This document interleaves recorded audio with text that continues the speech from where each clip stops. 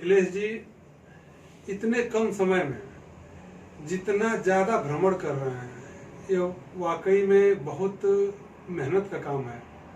अमूमन आदमी एक परिवार से निकल करके दूसरे परिवार, दूसरे रिलेशन में जाने के लिए उसे समय नहीं मिल पाता है।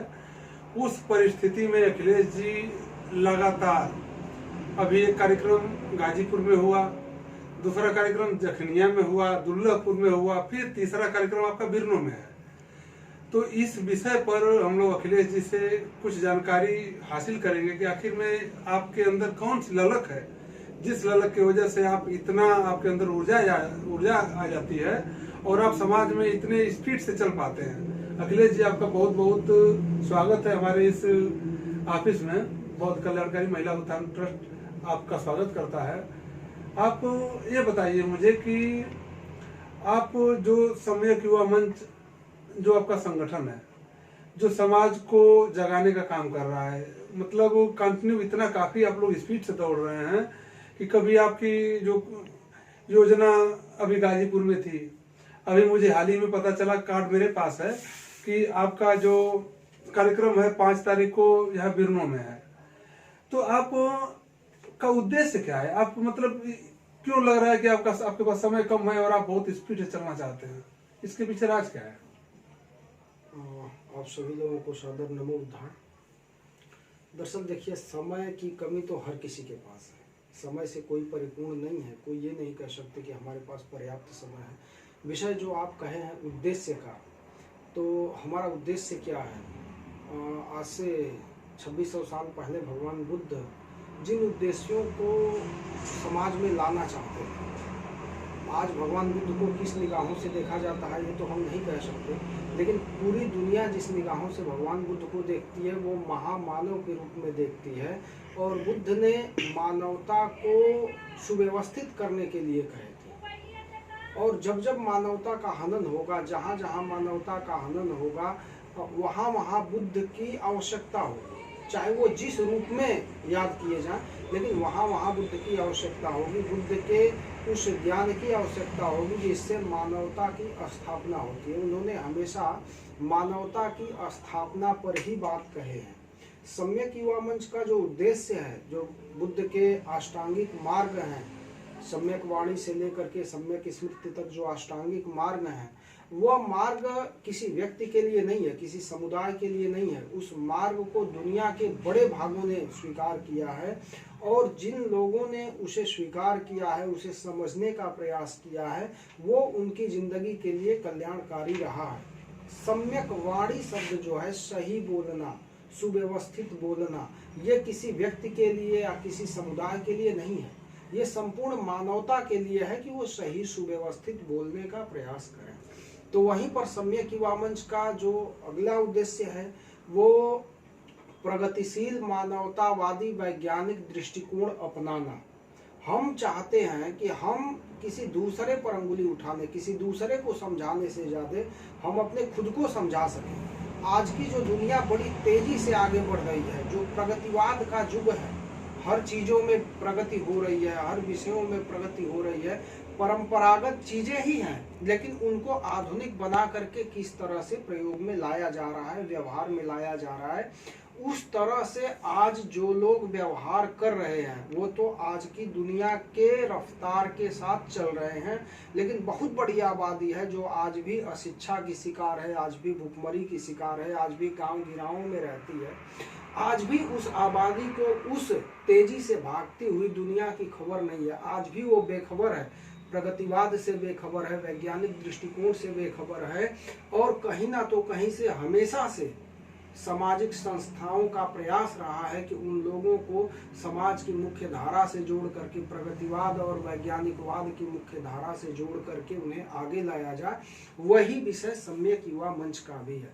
और यह जो विषय है, यह इतना विस्तारित विषय है कि इसमें कभी फुर्सत लेने का तो मौका ही नहीं मिलता, कभी रुकने का तो मौका ही नहीं मिलता। चारों तरफ जिधर देखेंगे उधर इसके प्रचार प्रसार की, इसे लोगों तक पहुंचाने की आवश्यकता बनी हुई है।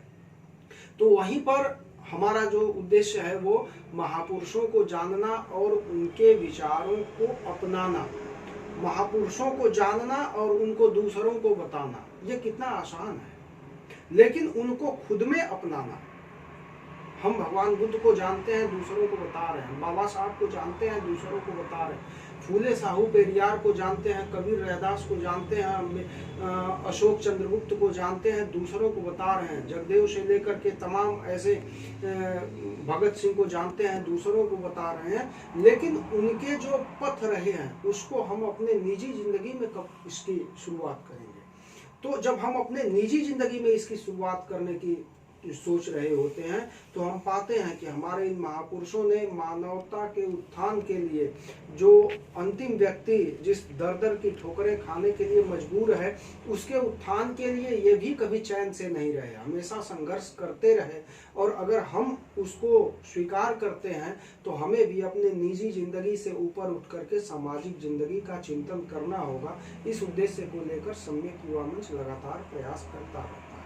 तो जो है इसके अलावा जो हमारे उद्देश्य हैं वो शैक्षिक स्तर बढ़ाना। अभी जो हमने आपने कहे कि गाजीपुर जमानिया में हमने कार्यक्रम किया, उसमें कुछ बच्चे शिक्षा के क्षेत्र में, चाहे खेलकूद की शिक्षा थी, चाहे पढ़ाई की शिक्षा थी, चाहे वो एक बच्चा पेंटिंग के क्षेत्र में बेहतर किए थे, तो उस बेहतर करने का उन्हें प्रोत्साहन दिया जाए। इसी के साथ उनको इस ढंग से प्रोत्साहित किया जाए, इस ढंग से हमने कार्यक्रम की डिजाइनिंग की थी कि तमाम बच्चों को, आप देखें सोशल मीडिया के माध्यम से आप देखे होंगे, तमाम बच्चे वहाँ इकट्ठा थे, उनके अभिभावक वहाँ इकट्ठा थे।